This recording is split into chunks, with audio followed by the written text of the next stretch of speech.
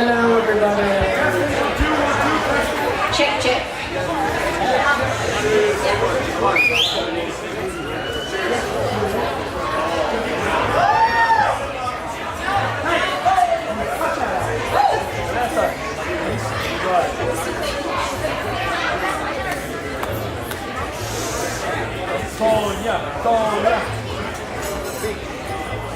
Alright. Good evening, everyone. For those of you who don't know us, my name is Sonia. And I'm Vanessa. The very proud co-maid of honors of our glamorous bride, and we want to start off by congratulating the bride and the groom on their big day and for choosing us to be a part of this momentous occasion, as if they even had a choice. We would also like to take the time to thank everyone for being here today and sharing this unforgettable day with Ryan and Emily. We know it wouldn't be the same without each and every one of you. Woo! So today we want to share with you our favorite fairy tale. Now for those of you who don't know us, we're not typically sentimental. We're athletes, rough and tough. We can handle being clotheslined, ice baths, and 3-a-days. But this story holds a special place for us. It gives us hope and makes us believe, as all good fairy tales do. Like Cinderella, The Little Mermaid, Mulan, and Pocahontas, these classic stories are magical and inspiring for all of us to take away key lessons and allow us to know what true love is. So we would like to add to the wealth of these classic stories by sharing another one that is set in modern day times with our version of the hero, a handsome, grizzly, bearded prince, and heroine, that's a really tough word, a smart, beautiful, strong princess overcoming long distance and falling in love with each other. We have witnessed this story unfold in person over the last 12 years, over half of our lives, so we'll try to keep it simple and short. This is the fairy tale story of Emily and Ryan. So like they do in most of the Disney classics, it seems like they all begin with one common phrase. Once upon a time, in a scholarly castle called John Runnin, Emily Mackinnon started attending in 2004, and she was in the Spotty program, being this athlete and brain that she is. It was not long after that a hockey stud caught her eye. Now, it wasn't that he was a superstar at hockey, which he was. He can dangle like no other. But it was his Justin Bieber type flow that really intrigued Emily. From the moment they met, sparks flew and the flame grew. From moments of sneaking in and out of the Mackinnon household without Grant finding out so they could see one another, to holding up the dial tone telephones from anyone else using them so they could talk about their days, or being inseparable at John Rennie even when they transitioned to Cooper, it was young love at first sight and they were crazy about one another. As the years went on, Ryan and Emily both went their separate ways in hopes of pursuing their dreams. Ryan was going to make the show and Emily was going to get a scholarship. Well then, Emily was accepted at Kent and Ryan joined the queue. The two kept in touch, but long distance was a tricky foe. Nights grew longer, text messaging wasn't a thing back then, and long distance calls were mad expensive. They would see each other in the summer, but briefly, and all the fire had simmered from the distance, it never went out. As the years went by and Emily attended university, Ryan went off to play hockey in Europe, putting an ocean of distance between the two. Time change didn't help either one, and their busy schedule proved difficult to coordinate, but they kept trekking since their love for one another was bigger than any ocean.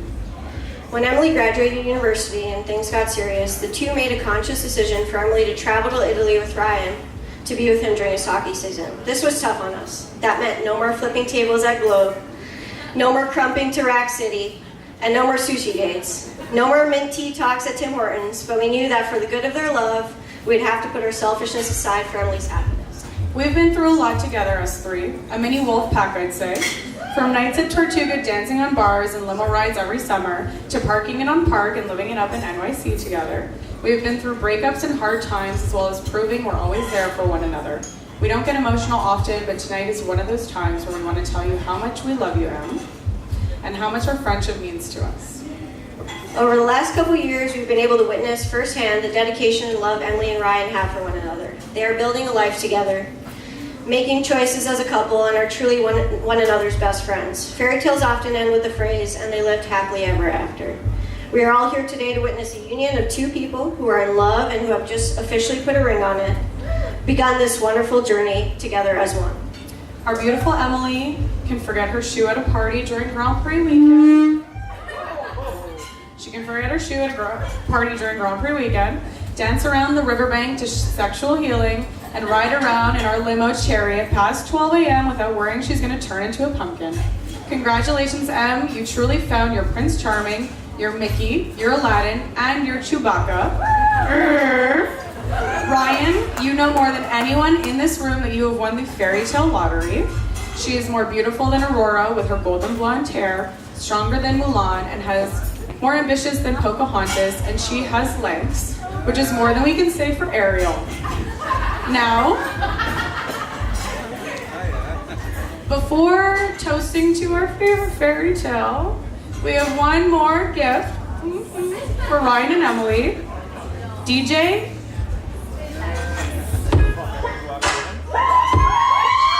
now usually we don't do this, but we're gonna bring it on down about two to the ring. I'm not trying to be rude, but hey, pretty boy's feeling you. Why you switch back your hair? Man, the street was unfair. That's why we're all up in your grill. Ryan, you know the drill. 12 years past the question. Why you kept us all guessing? So give us that woo woo. Way to take that leap leap. Running our heads through your flow, bouncing on Bauer toes. While we singing, don't let her go. It's a key to McChicken. She's a queen of McChicken, always shaking that booty, even when she gets moody. Sippin off her cliquot, we're like, so what you drunk? That's your freaking future, baby. You ought to have me some fun. Bounce, bounce, bounce, bounce, bounce, bounce, bounce, bounce, bounce. That's a brilliant thing. She's burning a diamond ring, still like rent and Moors. But one day home will be yours. Proudly feeling what you feeling. No more hope and wishing. You about to take our girl, and you have all permission. So give us that way to take that running her head to your flow, bouncing all our toes. While we saying don't let her go, it's a key to McKinnon. She's a queen of McChicken, always shaking that booty, even when she gets moody. Sipping on her cliquot, we're like, so what you drunk? That's your freaking future, baby. You're about to have me some fun.